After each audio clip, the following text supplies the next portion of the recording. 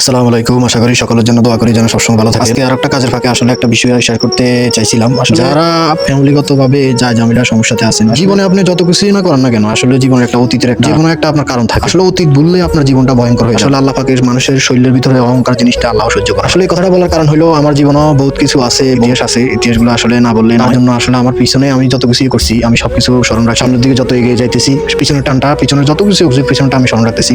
কারণ আমার উপরে আল্লাহ পাকে জান আসলে আমি এই থেকে এই পর্যন্ত কিভাবে আসছি, কিভাবে কি করছি। আসলে আমি মধ্যবিত্ত একটা পরিবারের ছেলে। আসলে যারা ফ্যামিলিগতভাবে শরীরের ভিতরে অহংকার জিনিসটা, আসলে অহংকার পতন একদিন না একদিন হবে। এটা আসলে আমরা কিভাবে হবো আমরা নিজেরাও পারি না। আল্লাহ পাকে একভাবে না একভাবে এটা করে ফেলবে। তো এই বলি আমি সকলকে কাছে বলতে, অহংকার জিনিসটা শরীরের ভিতরে আনবেন না, কখনো অহংকার জিনিসটা শরীরের ভিতরে আনবেন না। কারণ আমাদের অহংকার জিনিসটা আনলে আমাদের আসলে ভয়ঙ্করটা হয়। আমার ভিডিওর নাম আসলে বিষয়গুলো মানে নিজেরা আসলে কিছু আবেগের কথাগুলো আসলে সোশ্যাল মিডিয়াতে আসলে কিছুদিন ধরে আমি ভিডিও বর্তমানে মানে আসলে আমার ভিডিওগুলো যারা দেখতেছেন, যারা আমার এই সোশ্যাল মিডিয়ার পরিমাণ, আমার 5,000 ফলোয়ার, 5,000 জন আসলে তারা 5,000-এর মধ্যে প্রায় 50% মানুষে জানে না অতীত আমার কি ছিল আর এখন বর্তমানে আমি কি। আসলে অহংকার জিনিসটা অহংকার করি না, আসলে সবসময় যেন আল্লাহ পাকে অহংকার জিনিসটা মনে হয় কামনা করি আল্লাহ পাকের কাছে, যেন আগের অতীতগুলো নিয়ে ধরে রাখতে পারি, সবকিছু মনে রাখতে পারি। আমার বাবা আমরা কিভাবে এসেছি দুনিয়াতে, কিভাবে আমরা জীবন যাপন করছি, আসলে আমাদের আমার অনেক ভাই ব্রাদাররাই আসলে জানে। আসলে আমার দুর্বলতা চিন্তা করে আবার কেউ কিছু বলবেন না। আসলে আমার দুর্বলতা আমার মনের ভিতরে, কিন্তু আমি বাইরে যে আমি আমার পরিবার পরিজন সকলে আসলে কিছু জানবে চলি কিভাবে। আমার আসলে কোনো আগের কোনো ব্যাড রেকর্ড নাই। আমার মন থেকে আমি বলতেছি, ব্যাড রেকর্ড কোনো আমার এলাকা বলে, কাজের ক্ষেত্রে বলে, কোনো জায়গায় আমি এ পর্যন্ত কারোর সাথে খারাপ ব্যবহার করি না, দুর্ব্যবহার। যে আমার একটা গালি দিচ্ছে আমি তার থেকে আমি আসার জন্য আমি খুব চেষ্টা করি।